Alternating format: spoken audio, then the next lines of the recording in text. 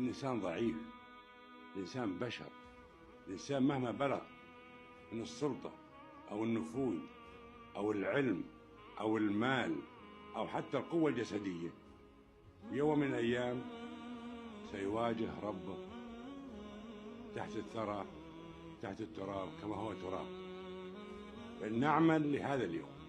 ديننا يفرض علينا أن ننظر لما بعد الحياة، أن ننظر لما بعد القوة، لما بعد المال، لما بعد النفوذ، لما بعد السلطة، لما بعد العلم.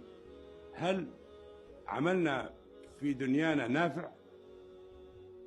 ونرجو من الله عز وجل أن يعفو عنا ويغفر لنا وأن